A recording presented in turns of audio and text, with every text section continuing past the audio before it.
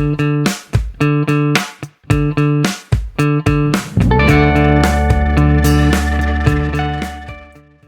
back to the Berg Podcast. Thanks for joining us today. With me today is Ford. Hey, how's it going? And Dan. Hey, everybody. And we are back to the book this week.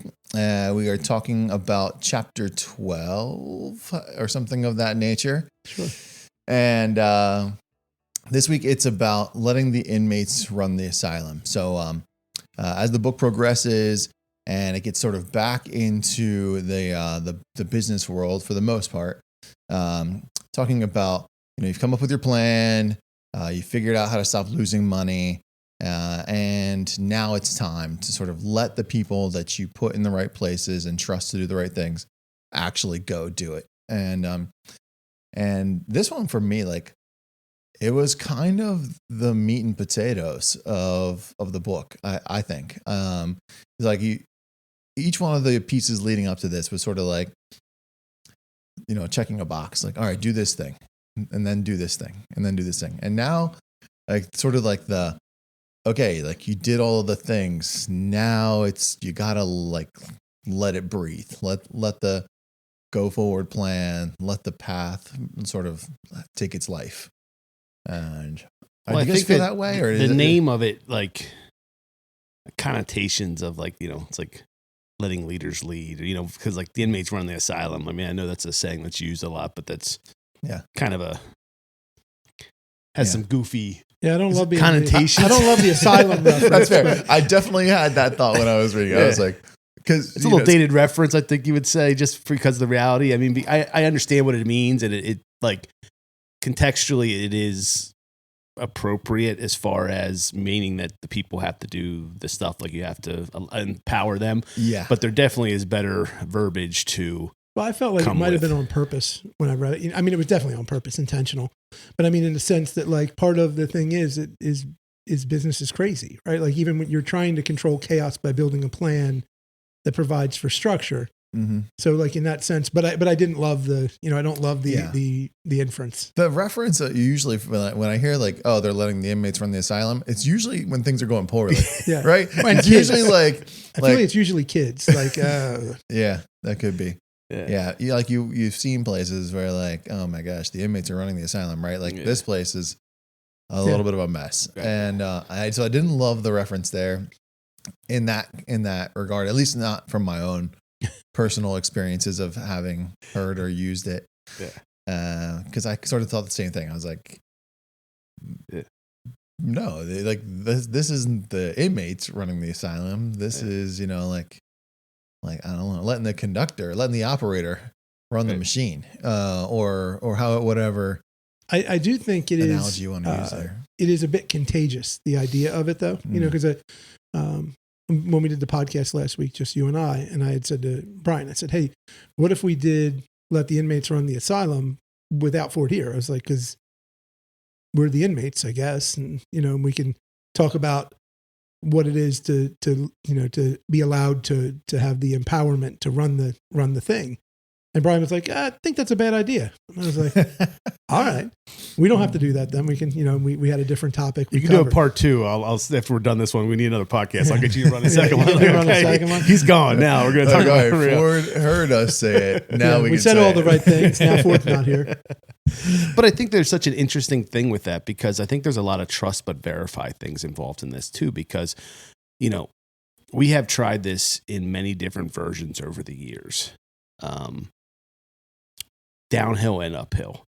And, some people might take it and not do part of this is being that it's within the context, it's within the core values, it's all of that stuff. Because if you just let people, if you trust them, like, okay, go do it, and they might have some different ideas. Now, doing a work a little differently is not what I'm talking about, but if they decide not to work full days, or they decide to cut a corner or do something that becomes an issue for the company, that isn't what this is talking about. This is about leadership training. This is about transitions. This is about letting people really, take authority over what they're doing and let them do that versus micromanaging. I think that's the way I was trying to really take it more to that level of like, you got to let people do what they do. If you don't, there's no point in both of you doing the same thing twice. Yeah, no, I totally agree. I mean, he did lay out a little bit of context, right? He gave kind of like 4 or 5 parameters of like what it should mean or what it should look like. I kept, and this is just my nature, but I kept waiting for like the answer, and I kept waiting for like him to be Which like, page do I highlight? yeah, I kept waiting for him to be like, all right, here's what it means. You gave them the authority and you set the boundaries and all of these things. And I was like, and it felt like it didn't get there, but I think that was on purpose. I mean, I don't think that you can say like in every situation, letting the inmates run the asylum looks the same. Like, here, do these 5 things and you're going to be okay. Because it's not that, right? I really liked, I don't know how you guys felt about this. I really liked how he talked about the 2 things that kind of jumped out the most to me were like, what are you incentivizing? And he was talked a lot about how to incentivize with compensation. I've got a varying set of opinions on what that actually means or looks like, but what are you actually incentivizing? Which I think that speaks a little bit to what you were saying a moment ago. Like, I think we've tried this in a variety Without of structure. ways, but were we incentivizing the right things? And the second right one, people. I actually don't think we ever chose the wrong people. No. Like, I don't think so. Even like looking back, and I'm sure we could each come up with a couple of folks that like we thought were ready to make the next step, and we kind of gave them the keys and turned them a little loose and didn't love the result. And I'm just thinking back, and I don't know that any of them were necessarily the wrong people or even the wrong time, but I don't know that we, one, had said like what, I don't know if we incentivized them the right way, first of all, and said like, these are the things that we expect out of you, and when you do those, you'll be rewarded. I don't know that we did that. The other thing I don't know that we did well, and it's probably why it jumped out at me when we were talking there, or when I was reading it, was I don't know if we emphasized or communicated or however he said it, the culture, right?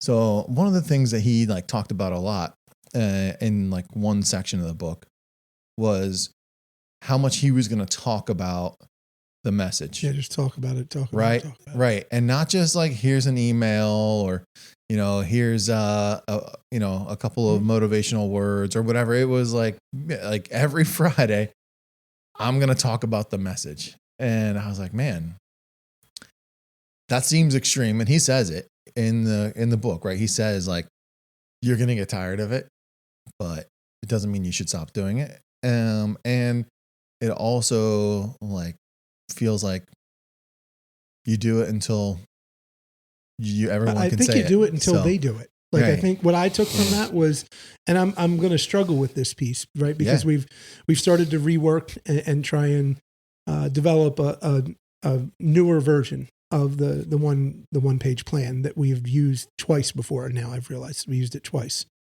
and update it and come up with a new plan. And I think one of the things I'm struggling with is that exact piece that I'm going to say it over and over again. Mm-hmm. And I realized this morning I was doing something at Thaddeus Stevens. And so I had to talk about the same topic twice to 2 different groups. And I did not repeat the same thing. I was going, as you would expect I would, with like no plan. I knew what I was going to talk about. I gave them 3 choices and I didn't prepare a whole lot other than being ready myself. But I realized something from a generational piece with me that I think being Gen X, all the like reels, memes, whatever the stupid things are that social media you want to say, whatever it's called now, it always references like the same core group of things and then a feeling, right? So it references like we grew up on hose water and latchkey and come home when the lights are on because nobody cared, right? And like, I don't know that the nobody cared thing is really true. That's the stigma built with my generation. But I realized it ties to a communication piece that I don't really, not that Dan doesn't need a plan, right? But that I don't expect people to tell me things and I don't communicate them well, right? So Aaron says a lot of times that I have a great plan that I have relayed to no one except for myself because I'm counting on myself to manage the plan, right? So I don't I don't tell Erin this is what I'm going to do. I just have a perfect plan in place that she was unaware of. Mm-hmm. Right. And now she had the same information I do. And that's the mistake I make, is she had the same information, but I should have told her I had a plan. And I realized that that's the part I'm going to struggle with as we try and go forward, in updating the plan, is I have to make myself say it over and over again because I already know the plan. Like, why would I repeat it? I know the plan. Right. Yeah. But it was never, it's not never about me knowing the plan, but it's not about the three of us knowing the plan. It's about the boots on the ground every day, understanding to such a level that they could tell you the plan. So I think you probably have to keep saying it until they say it at you. And then once they're saying it, then we probably don't need to say it. We still need to live it, but we don't need to say it. Yeah, for sure. Well, I think that is one of the things. I was reading something about like a founder and like how size of companies and different things happen. And it depends on what the founder's like strengths are. And, a lot of founders, myself included,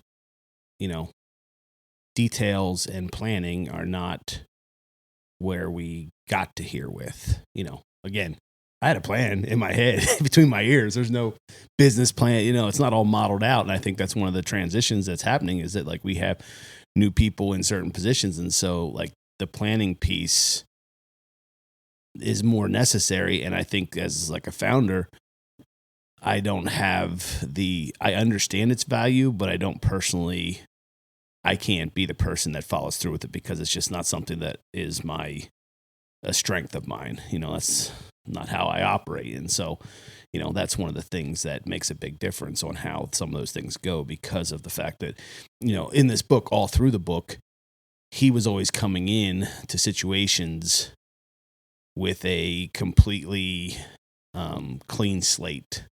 They'd buy something or they'd take over a company, and he got to like look at it with no, existing preconceived notions. Mm-hmm. But when you're in it and you've been in it since whenever, like you already have a bias towards certain things because that's the way you've done it. Whereas, fresh eyes make a different look on things. Yeah, it's interesting. What was he talking about? You were talking about like, he was talking about the pilots. Or the 5 wives or the 4th wife. Yeah, it's like, well, I can't be punished for what the first 4 wives did, or whatever he was saying there. Yeah, that was about the laughing or having fun part. But yeah, he was how many have been married once? How many have been married twice, 3 times, 4 times? And like, do you blame the first or the 4th wife for the first wife's problems or whatever the scenario is? Yeah, that's funny. But I think the other neat part, with what we've been doing, and that kind of ties to this, is 2 things. Is that like, that we've grown up in this in the last 10, sitting in this room, we've all been almost 10 years plus, give or take months, dates, weeks. So we've been getting ready for these things for a long time, from what we started as, you came from banking industry, you were landscaping, Dan, and, you're going to come run snow, and then it transitioned, and it's been a 10-year transition period of kind of like working together to kind of get to that. And then, with us at FB kind of relocating so that we can do some of the other things that we need to do, it allows for the people that are there to really grow. Because part of this really boils down to is that it's a different time. Someone isn't going to be a vice president for 42 years. Like at some point, they're going to want to prove that they can do things. So if you don't give opportunities by allowing people to manage what you're offering to them, you're not going to be able to keep people because they'll find grass greener somewhere else. Because if that is their goal, like you want people that are hungry and you want people that want to like have new experiences, opportunities. Might not be a job change, but it's like something new. You don't want to be doing the same thing. So if you have people do the same thing every day, all day for 42 years, I think that's just a generation that is no longer really, they're on the retirement end of the business more than the starting end of the business. Mm-hmm. Yeah. Yeah. One of the things, one of the things I was thinking about, and I was curious to hear your thoughts on this. At the place where he's writing the book, right? The experiences he's had, the transactions he's been involved in, the relationships he's built. Like, I was like, who's your George Bush, right? Like, he's always seems to have a story. He talks about Jamie Diamond yeah, a lot. Mitt Romney, George Bush. So a lot of it is about the relationships he's built and someone that he could like. He's talking about the Burger King transaction, and he's like, I knew this was going to go poorly. I knew I had to change the tone of the message, so I called George Bush, see if he'd show up and say a few words. It's like, all right, well, that definitely helps the situation if you could call the president or former president and say like, hey, do you mind showing up at my meeting? But like, none of us have like a president of the United States connection, but I know like Ford specifically, I know you invest a lot of time. We've talked about this before, with sort of the relationship component and surrounding yourself with people that you feel like have different knowledges, experiences, things like that. Your board, et cetera. I was thinking about that. I was like, who's like the person that you call the most interesting person in your Rolodex or your phone list, or like not specifically I think that, he's looking but like, more like who's the person you call when you need someone to give input that will be more impactful than your own pieces, and when you really need advice, like who does Ford look to? And this is getting deep into Ford, probably more comfortable than he would normally be. But I don't know if I'm right. But like if we were going through something and you need to talk to somebody, like who? You're like, who I don't know if this is gonna go right. And here's my plan. What do you think? I mean, I think the members of the board would probably be first on that list because that's the reason we picked them to be there. Bob Hess in particular, because like he has some close things, but I think that without giving a phony answer, it'd be situational because there'd be different people depending on what the situation is.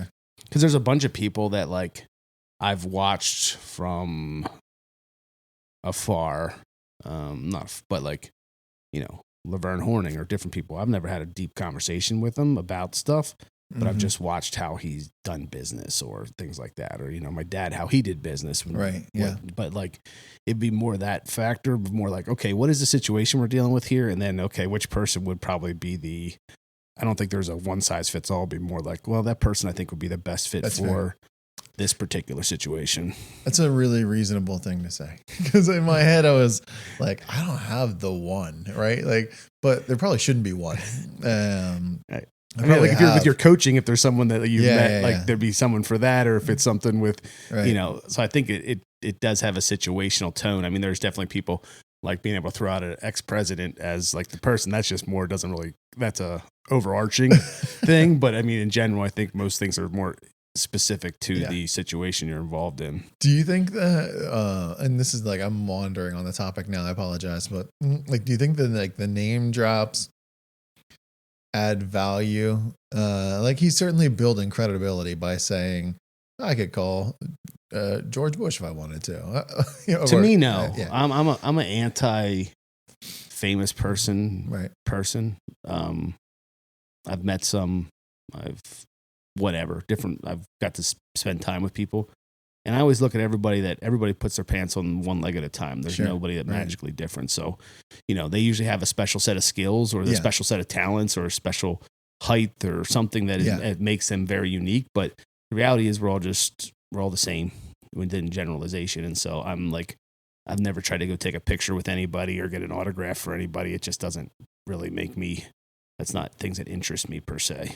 Yeah. For me, it's I think it has to be situational, as Ford's saying. And I don't want to piggyback exactly on what Ford said, but I think it speaks to the nature of him being the founder, that I do have one person that I call. Like if there's a question of if I should do something or if I shouldn't, or directionally of the company or anything like that, I call Ford, right? Like, you know what I mean? In other words, and Ford and I talk about this, that I'm continuing to work to do it less and call him with a solution. Like, hey, this happened. This is what I did. Out of respect almost, you know what I mean? Out of like courtesy that I say, this is what we've done. But I think for me, the answer is really easy. Like I call Ford, you know what I mean? Like Ford it was his idea, and I don't think his idea ever reached this far as it's gotten, not in its initial stages, and certainly even the day that we met, I don't think either of us could have really predicted we'd be here. I mean, maybe in some like grand way that we didn't really understand, we could have like ignorantly said like, we could do this, right? But the reality is his recurring vision that he adjusted as time went tells me that experientially, Ford is the person I call. So if I have a question about how Berg is going to run, Ford doesn't have the answer, but he can tell me if I'm wrong, right? And that's what I need.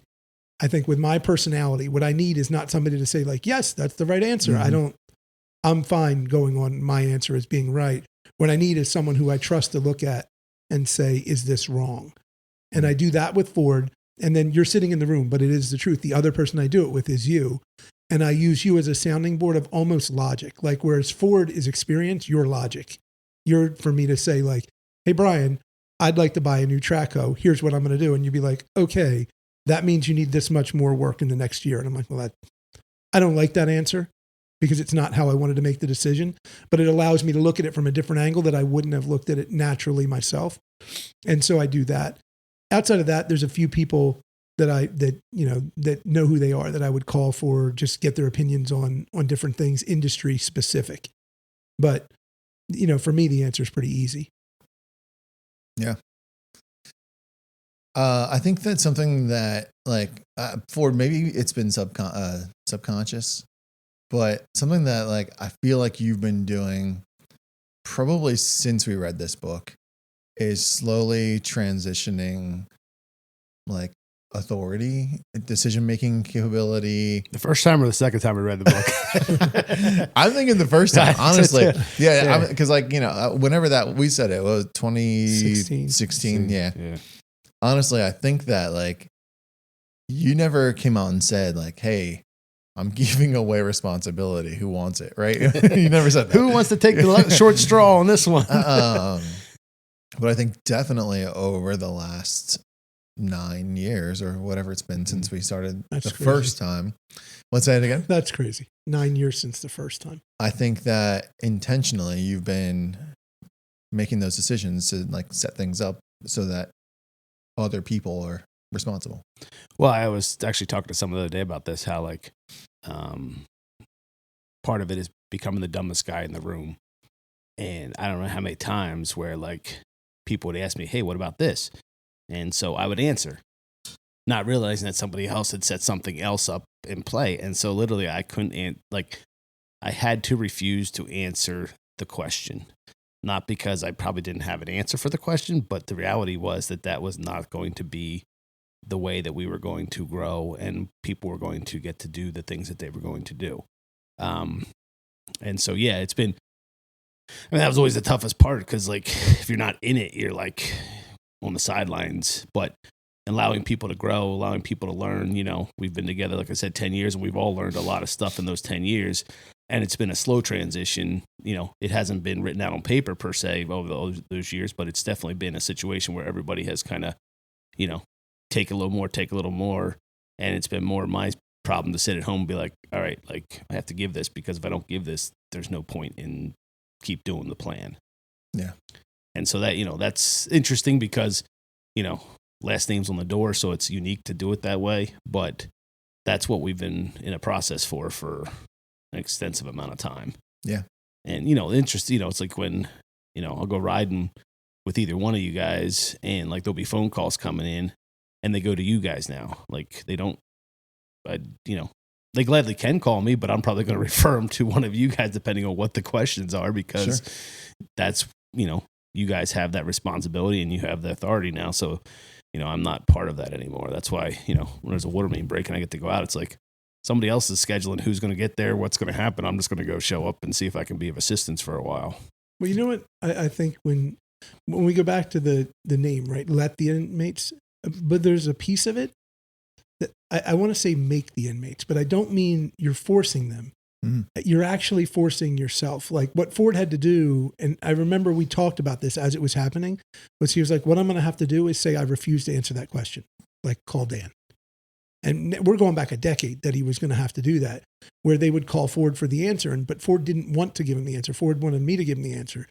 Now, in our particular relationship, that was overcomplicated because I didn't necessarily have the answer, right? Like I wasn't from this industry when I started, so I didn't necessarily know the answer.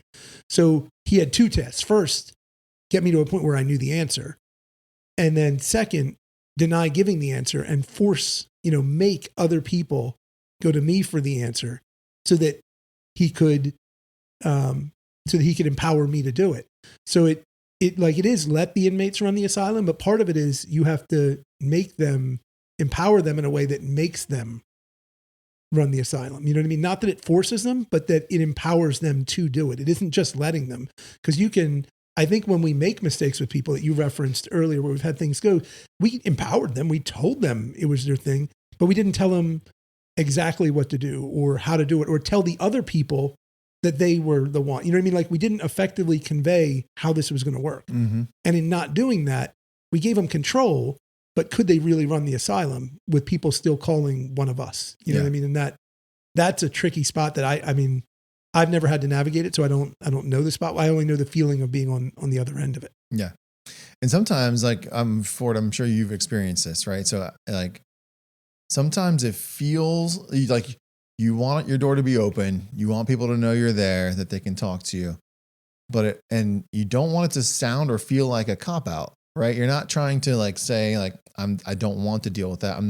You're saying I'm going to let the right person deal with that, which is difficult. You could come up with an answer. You have the answer, but it's not, you want to let the right person make the call and give the answer. You want to let people do their job. Yeah. Well, and the funny, if we were talking about that back in the beginning, was there'd be times where I tell somebody I didn't have the answer, call Dan. They'd call Dan. Dan would call me. I'd talk to Dan, then Dan would call them back. So it was, you know what I mean? Right. Because that was how the process was working, but it was about making sure that, we don't have a real strong hierarchy. We really try and keep everybody. But at the same time, there is certain people that have to be called for certain things. And so, that, or when people would come into the office and they'd be like, do you have a minute? And they want to they had a rough day and they wanted to vent about something or whatever it was. And it was like, I'm sorry, that sucks or whatever, but I'm not the person that is going to be handling this situation. Is that not my monkey, not my circus? Well, at that point, it wasn't that bad, but it was always about 4:30 in the afternoon. You're about ready to get home, and they're like, hey, do you got a minute? Which meant, all right, there we go. I ask Ford that all the time. I'll text him. I'll say, hey, you have a minute? And as soon as I send the text, it's voiced many times. As soon as I send it, it's he hates when people say that. You have a minute. But I literally meant, do you have 1 minute? This isn't a 20-minute conversation. I want to tell you something if you're a minute. Yeah. But if I tell you my feeling, we talk about Ford with the text, you don't leave him a message. Right. But if I say hey Ford, I'd like to talk about this so that we can understand, give him the whole thing, it's too long of a text, so I feel You'll probably get a phone call back. Yeah, I'll probably get a phone call back anyway. So, but it's inevitably when I send, hey, do you have a minute? I'm like, he hates, do you have a minute? Yeah. Well, the connotation is different than by a text versus by a person. But I think that is part of the whole process too. And it was also different because breaking certain lines of communication, because as that I was in operations, so they were used to calling me. So breaking that, because they, had the direct line per se, air quotes, whatever, and now they don't, or, and so when a new team member joins us, the system, the way it is the way it's been. But at that point, there was a group of people that didn't have somebody inserted in between there.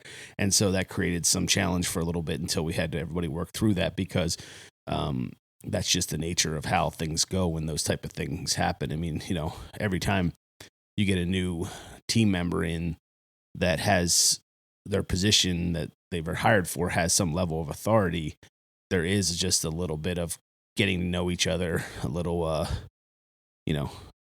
dog sniffing each other, trying to figure out how everything's going to work out. And so there's a lot of communication that is necessary. And the tough part is with the communication thing is that a lot of it is one way. We can't really, we keep, we talk about this repeating yourself. But, did they hear it? Did they listen? Right. You got to just keep hoping or keep acting like they didn't hear it, because you're like, I got to keep saying this thing again and again and again. And it's like, okay. Well, that's why as I tried to work through that, the go forward plan and the one page, I just kept condensing it down to make it I don't want to say simpler, but more concise, to get as concise as I possibly, because I found myself wanting to explain it. And I was like, okay, but the explanation I felt like shouldn't be the piece. Like at the end of the day, the piece should be so simple. You know what I mean? Like, stop losing money, right? Like, that's it. If you want to know any more, you ask and we could talk about it. But what I need you to remember is, let's stop losing money. Don't do things that lose money. Like, what, you know what I mean? You have to really cut it down and be super concise with that process, because you're trying to get people to remember things, to internalize them, more than to remember, to internalize them. The other part is too, the less words that are there, the less chance for it to be misconstrued. That's fair.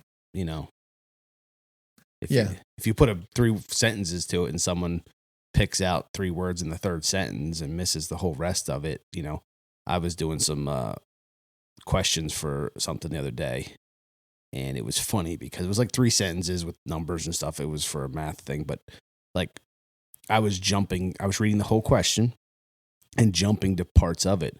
And the instructor's like, listen, break this into parts, start at the very beginning and do each part. Don't try and do the entire thing at one time, because, you're mixing different numbers together. You're doing all this kind of stuff. And I was like, I was just trying to, but it was really that interesting that, like, because there was different sentences, I was jumping around them versus just taking it one piece of data at a time and then kind of making it work from there. Yeah.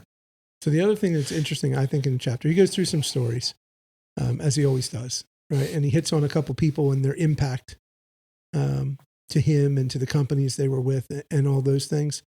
And I thought it was interesting how he tied together the importance of developing relationships with the people. In other words, for a book that's focused on the results of a venture capital company, right? Like, which is the most pure oxymoron. Right. You know what I mean? Like the most pure of business. Like, these are just businesses built on Excel spreadsheets. That how much they view that what actually made those companies successful was the social interactions and the care that people took with other people's lives. You know what I mean? It is an odd thing when he gets to that, and to see how they are related and how much they interact when he has his circles and all those things. It's interesting that at a book that's basically advising that in an industry that's run on numbers, and a book that's evaluating your metrics on numbers, that the actual thing that he identifies in the people that succeed is relationship driven. It's interesting. Mm-hmm. Yeah. Now, not to be a devil's advocate, but it does strike me, he's kind of writing this as a memoir of sorts. Do you think part of that is him trying to gussy up? Trying to put some lipstick on, like, because you see a lot of people, sure, when they're getting close to maybe retirement, they start like worrying about their legacy. And so they kind of, but it just, because it's that, right. Yeah. That's the reference, is that what are your qualities? What's the word he uses, Brian? He uses the words that you don't want it to be, it's on your tombstone, things people say at your funeral. Oh, yeah, your obit. Epitaph. Yeah. Right. Yeah. Right. He makes a reference to that what are your values? What are your accomplishments? Are they accomplishments that people would write in a, and I mean, I'm reading through the book, I assume he was one of the good guys in that industry, but at the same time, you just kind of, because what we know of that industry and what it maybe has become since he wrote the book, we all have a very jaded look at what that industry has done to a lot of different businesses. That's a fair question. I think that, I think it's all perspective too, right? He talks about the wins and losses. So if you were in the group and you were part of the win, you probably remember being a good time. If he was cutting your company apart, one of the 6,000 who lost their job on the way to the win, you may feel differently. And he says that he doesn't. I don't want to say he doesn't glaze over it, but he does. Like, he doesn't spend a lot of time talking about like the folks who are potentially negatively impacted on your way to figuring out what has to get done to make the thing work. Mm-hmm. So certainly not everyone's going to, I'm sure, see the. Not everybody uses his name in a positive, negative manner, but possibly. Well, and it goes back to what Ford said when you talked about the fact that being the founder meant certain things. That's one of the things. When you come in from the outside and they just give you a problem, and I mean it like a math problem, like an equation that you have to solve, he just solves the equation, right? With no real, I don't want to say no real care, but the driver is the solution, right? Because the solution, and in his defense, he would say the whole thing will die if you don't make a decision. So make a decision, make the right decision, and then go forward, make the best decision you can. Yeah.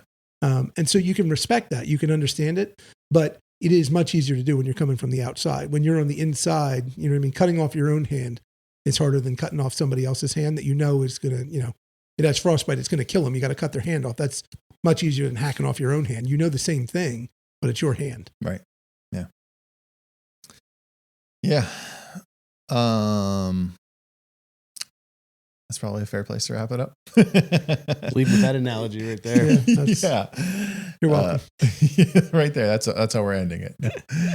No, I think it's a fair place to wrap it up. I thought that this was sort of like it's not the end of the book, but I thought this was like, it's close. Starting to really it's close to everybody. So. Put the bow tie on the suit here, you know, to say like, you know, this is what the picture starts to look like, which was interesting to see kind of the way he has wound to this point for me, at least. So thanks for joining us today, folks. We hope you got something from this, and we hope you come back for another episode.